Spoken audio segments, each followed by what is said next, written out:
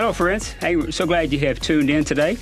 In the studios, we have Stacie Cathcart. Hey, Stacie. Hey, how are you doing today? So glad to have you today. Oh, goodness. Thank you so much for having me. I don't know about you, but I am so grateful it's not 100 degrees outside today. Oh, my goodness. Listen, it dropped down to 90. It almost feels like fall. Well, maybe? For Dallas. For Dallas. I mean, So tell us about your family. Absolutely. So I'm married to my amazing husband, Michael. I would have to agree with that. I know you would. And something a little bit different about us.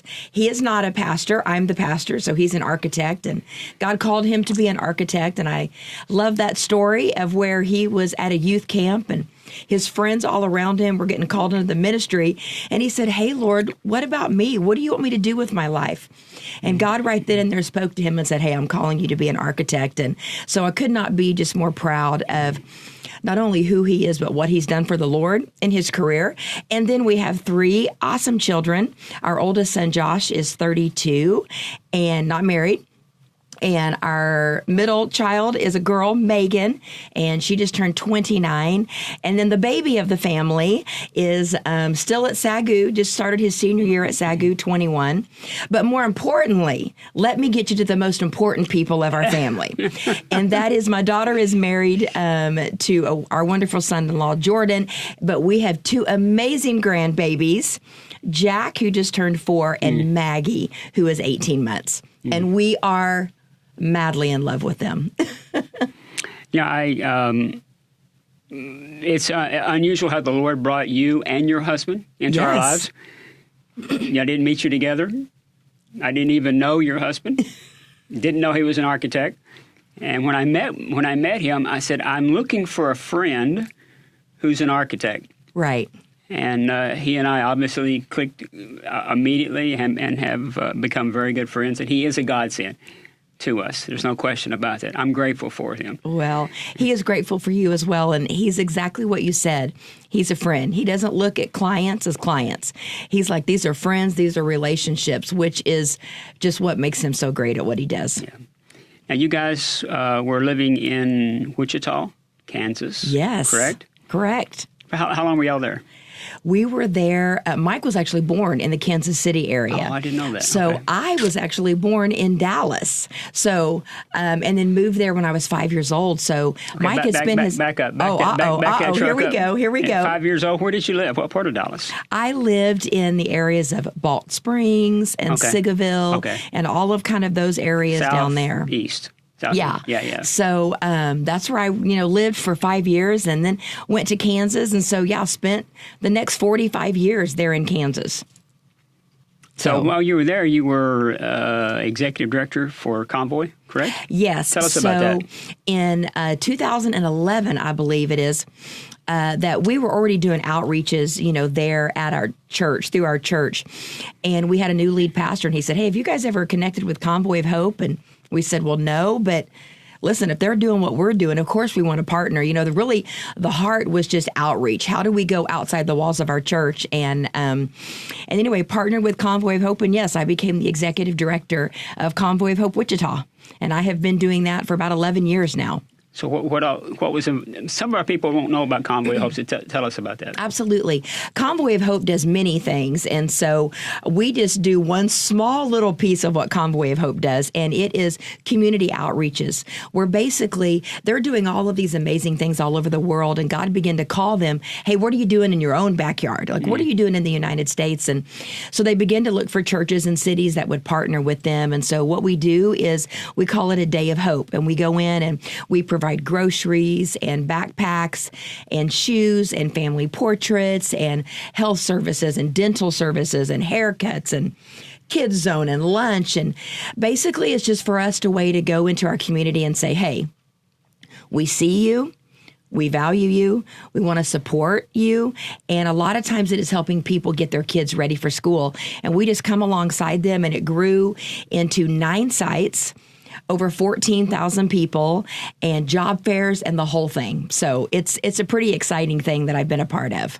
Yeah, I heard you say family pictures or family portraits. I mean, all the other things you mentioned, food, clothing, dental, medical, job training. I think everybody would kind of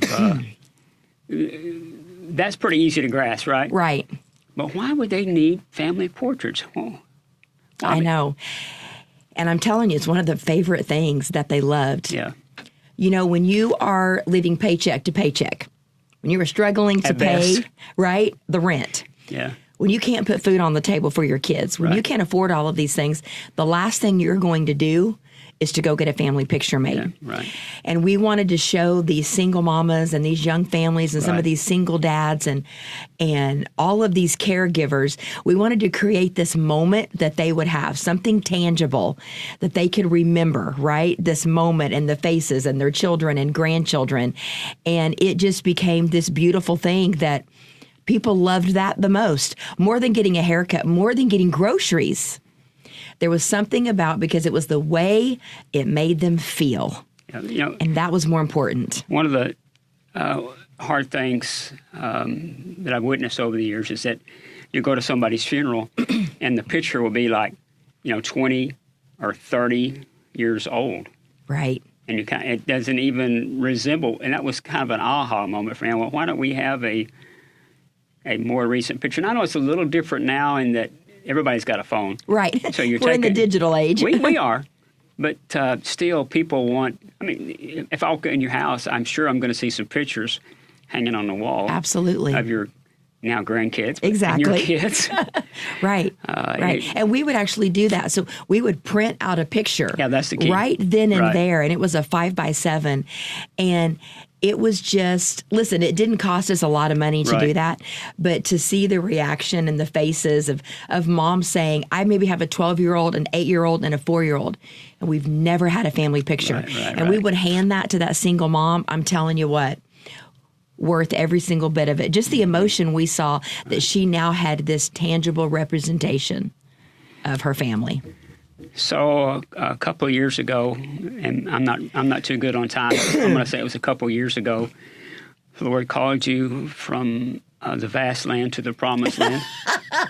Right? Spoken like any true Texan would, of course. Listen, here's what I tell people. I'm like, you Texans, you know what I'm going to say.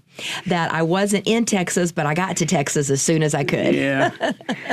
Well, I'll tell you the other side of that coin. People ask me all the time, say, why do you live in Texas? I went, well, I don't know any better. I've been here my whole life. There right? you go. I like that. Yeah, for sure.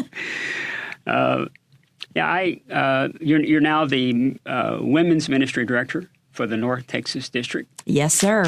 And you guys have a big event coming up in about 2 weeks, right? Yeah, we do. Tell us about that. October 6th and 7th. So we have our big women's retreat, our big fall retreat. It'll be at Trinity in Cedar Hill. And man, we're excited. Let me tell you what, there's something electrifying that happens when you get women together, like-minded, like going hard and fast after Jesus. And I say it like this. As women, we wear many hats, right? It's just like wife, mom, friend, daughter, aunt, all of the things. And then, you got taxi driver, cook, house cleaner, all the things. But we wanted to really create a space where women could gather and they just take all of those hats off and they just come as a daughter of the King. There you go. Right? Yeah. Just come and sit in his presence and worship and hear his word and hear what the Holy Spirit has to seek or to say to them. And man, we can't wait. Can you tell I'm a little excited? No, that's cool. So it's October 6th and 7th, is that October right? 6th and 7th, yes. So somebody could go to the, northtexas.ag webpage, click on Women.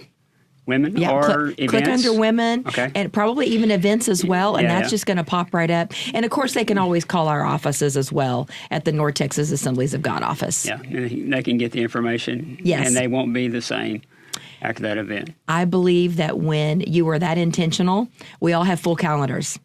So I think that when you're that intentional to meet with the Lord, He doesn't disappoint us. In fact, He shows up bigger and better than we ever thought He would. Yeah. It was interesting you used that word, intentional. Yeah.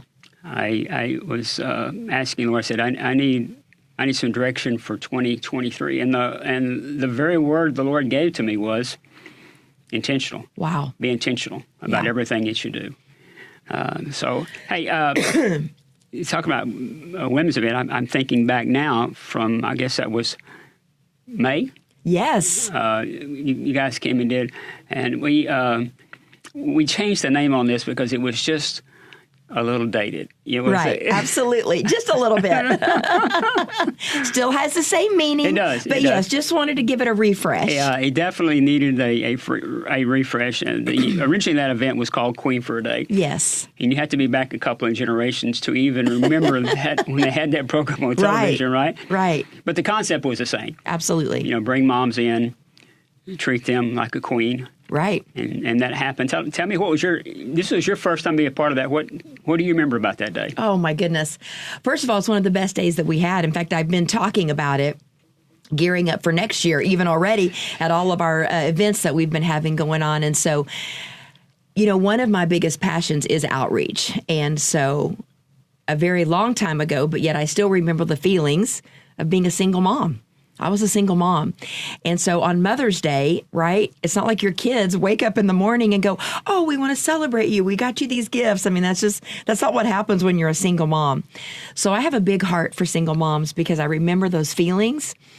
I remember the feelings of just loneliness and just kind of feeling a little bit isolated and unseen a little bit. So single moms have always been a big thing to me. So when I realized that North Texas women had this history, this legacy, right, of taking care of these singles moms, man, I was on board. And so we geared up for it and just we're prayed in and had all of our women there excited. And the room was decorated beautifully. And we had a bag of gifts for them and just had some fun built in. We wanted to laugh.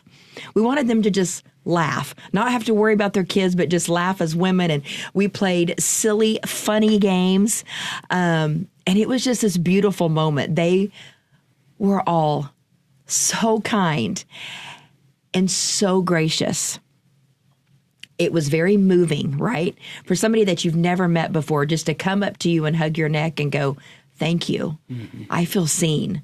I feel loved. And like you don't even know me. And I said, right, because that's just what Jesus does, right? We're all in this family. And that day was a beautiful day. We had 18 salvations that day. Praise the Lord. I never even saw that coming. I remember I really just wanted to give him just really a message of hope and of, hey, you can do this. And man, God sees you and you are valued. And right as I was ending, the Lord very clearly spoke to me and said, give a salvation call. And I wasn't expecting to do that. But I've also learned at my 52 years of age, when the Lord speaks, you follow. Because that day, Jesus knew that there were women in that room that they were ready to give their heart to Jesus, that maybe they had tried it on their own and realized, I can't do this anymore. I need you, Jesus. And that day, as I gave that salvation call, these beautiful women just began to weep and raise their hands. And I'm telling you, it is forever etched in my memory and in my heart what God did that day in the lives of these beautiful, beautiful girls. Yeah. You know, like most people, COVID was brutal, you know. Right. You hit on so many things that are normal for our moms that live in the inner city. Isolation. Right. Trapped. Mm-hmm. In a cycle that it's like there's nothing you can do to break this cycle. Right. You're so busy just trying to kind of make today happen that you're not even a part of the equation. And you can, exactly. You know what, you can do that for a season, but you can't do it forever. Right. Everybody comes, and then you start making some really poor decisions that have real long-term tags, you know. Right, consequences, them. yeah. Consequences, absolutely. Exactly. So when we were praying for that day, I just said, Lord, we just need a breakthrough today. Yeah. You know, the last 2.5 years at that time, I mean, man, this has been the most challenging time that we've ever had. I said, we just need a breakthrough. So I was not surprised at all to hear that that many ladies had given their hearts to Christ, and I'm very, very grateful that you and your team came and the investment. And we're still believing for a revival to take place in the inner city. Absolutely. We have a tendency, we want to move people out. You know? We do, don't we? We do. Sometimes we think we have a plan, and we want them to follow this plan. Well, our philosophy is somebody's going to live here. Okay? Absolutely. If somebody's going to live there, why can't we walk with them? Right. And help them walk with Christ right where they're at. Absolutely. And by doing that, then you're not trying to cross the other hurdles that really they're not quite ready to cross yet. Well, and for many of them, their neighborhoods, right? That's their family. Absolutely. That brings a sense of safety. It brings a sense of, hey, we belong to this. Right. So then for us to come in and go, hey, we want to move you out of there, for many of them, that would make them very uncomfortable. Right. And so then to meet them right where they are at and say, listen, we want to help you walk this walk with Christ, and you can start to be the change. The things in your community that you want to be the change for, you have that ability in you. Right. And Jesus will give you strength and wisdom and grace and mercy and all of these things. And so I tell people, I'm like, you want to change a community? You get inside the community and you start changing the hearts of the people in the community because that's their community. Right. And so I love that. I love that. There's a lot of changes taking place in our city. Some of them good, but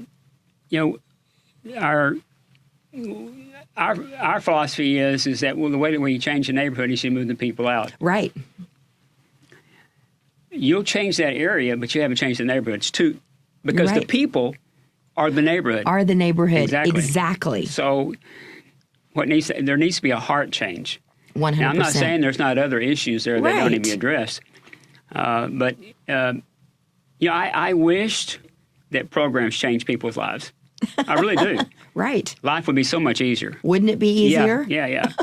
Doesn't work that way. It doesn't. There has to be a change for it. And I didn't say you didn't need programs. Didn't say you didn't need good programs. But you need first, until you get your heart right, the rest of that stuff, it's not going to change. Right. So, you coming, you're helping us change our neighborhoods. Well, let me tell you what. I think one of my favorite things about Dallas Metro is that you go to the people. Right. And that's always been something that I have been very passionate about, and something that I have always asked the Lord, you help me keep that in front of me. You know why, Lord? Because you met me in my mess. Mm. The Lord did not say, oh, man, girl, you are messy. Like, you got to get up out of that pit and clean yourself up. No, Jesus said, I'm going to meet you right where you are at. And I think there is something that makes people feel loved and valued and seen. I say those things all the time because at the core, that's really what people want. Right. And when you go to their neighborhoods and you go and you do these programs in their neighborhoods and on their streets and right there, that speaks to those people. You know what? Dallas Metro cares about us. Right. Like, they care about us, our feelings, our emotions, our heart, the things that are going on in our lives. And that is seen and not told. Right. Actions always speak louder than words. Didn't our mamas, our grandmamas, and all of them, haven't they said that our whole life? Yeah.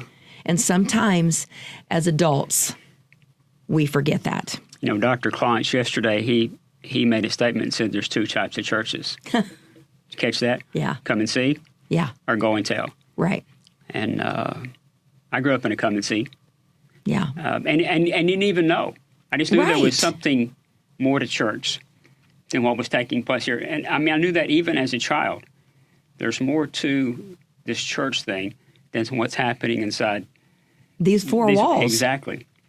And it wasn't until I was exposed to some outside-the-box thinkers like Tommy Barnett, Bill Wilson, who were willing to go outside the walls, willing to go into neighborhoods that most people didn't even want to drive by. Right, or drive through. Exactly, let alone drive through.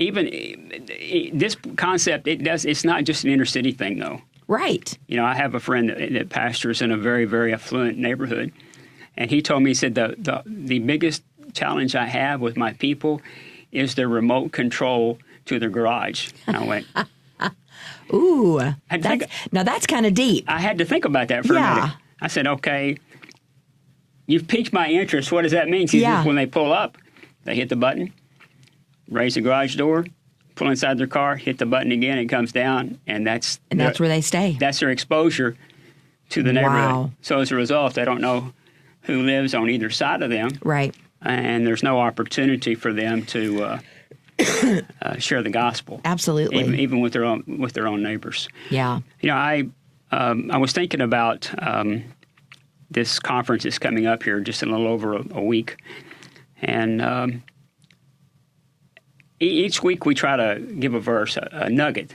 that our people can take home. And the verse I thought about, it's a verse I've prayed very many times. It's Psalms 46:1. He says, God is our refuge and our strength. Wow. Always ready to help in times of trouble. Wow.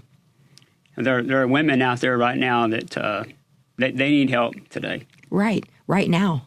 And I would encourage them to, along with you, be there at the conference at Trinity Church, October 6th and 7th.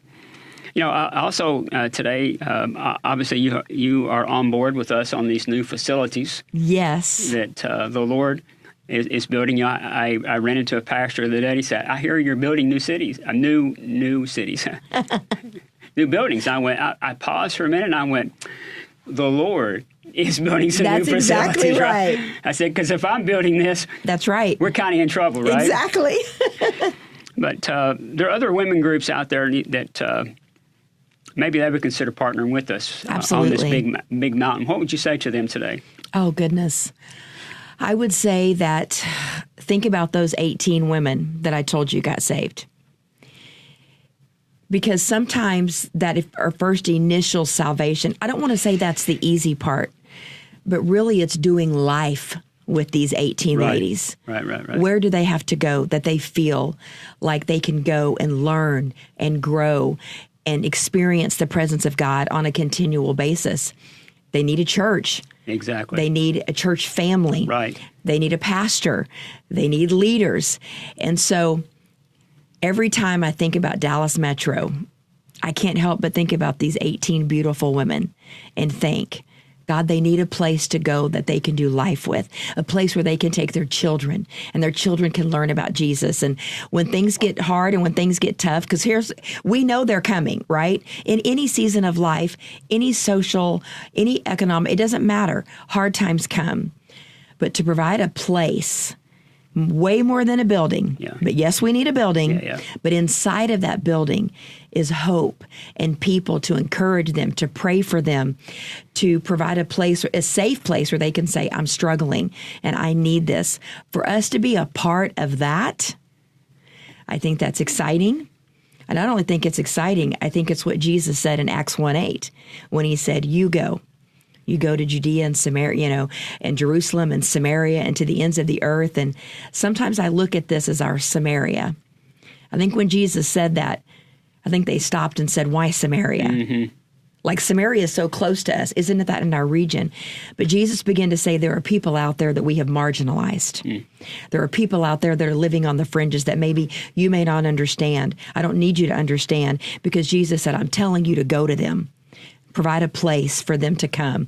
And I really believe that when Dallas Metro and this building and this church y'all are building, it's going to be this place and this sanctuary where God's presence will be, and it is a place for them to go. And we here, the women's department at North Texas, we are all in with Dallas Metro, and I cannot wait. To be in that building on that very first Sunday and look around and go, you did it, God. It was your plan all along, and you did it. Yeah, you said two things that have struck a chord with me, and during that one was you used the word safe. I was in last week, the church that I spoke at, they had a cabin that they allowed us to stay in, and it was called Safe Haven. And it was an incredible. I told Chris about it. Mm-hmm. Shout out to Chris Kraft. I never said anything about Chris. Chris is a good brother in the Lord. We're at his studios right now, so we're very, very grateful to Chris. But on the name of the cabin, right, Safe Haven. Wow. And I believe that's what the Lord spoke to Barbara and I about from the very beginning. Wow. Metro needs to be a safe haven. Absolutely. Where people can come and experience the presence of the Lord, which is the second thing you said about prayer. One of the buildings in this new facilities is a prayer chapel, someplace people can come 24 hours a day, 7 days a week. Wow. Wherever you live, just come and spend time with the Lord. And I probably should do this privately, but I'm going to do it publicly since we're here today. You obviously spend a lot of time at the campgrounds. Yes. What makes that place? There's a lot of things that make it special. So we're not talking about camp today, but one of the things that makes it special is that the WMs went out there and prayed long before there were any buildings there. Wow. And the result of that is when you turn off Highway 66 and you pull, you sense the presence of the Lord. Well, you do. I have goosebumps now because I feel it. I know. And it happened because the women of North Texas came and they prayed over that.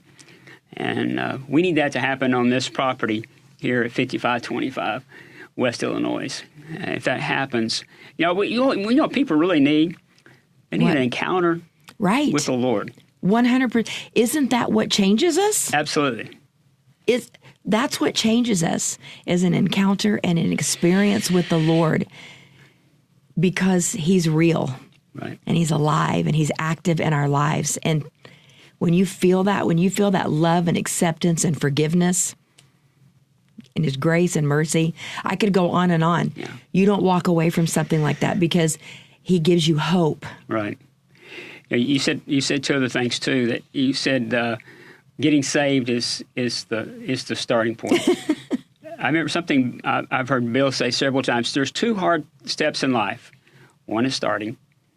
One is finishing. Right. And you are right. When you're starting, that's the hardest step, right? Because the enemy's absolutely it's all on, right? Right. But then once you have taken that first step, somebody's got to help you get to step 2, step 3, and continue to walk with Christ. And that's where the church comes in. 100%. So, hey, I'm so glad that you came today. Oh, my goodness. I think we could sit here and talk forever, you and I. We probably could. Thank you for coming today. Thank you for having me. Thank you so much. Hey, I hope you've been blessed today. I want to go back to that conference that's coming up October 6th and 7th. For all you ladies, go to the webpage for northtexas.ag. And Stacie said you can look on the women's page or click on events and get all the information. Also, hey, if you could help us with All In. We are really, really close to having the plans completed on that and turning the plans over to the general contractor and then raising the necessary funds to make this happen. Remember, go to our webpage, dallasmetro.org. Click on All In, then click on What is All In. It'll show you the concepts of it and the drawings. And then would you prayerfully consider today making a donation to Dallas Metro? Would you consider helping us for an entire year? Folks, it's going to happen when we partner together. God's going to do it. Hey, thanks for watching. We'll see you next week. God bless you. Bye-bye.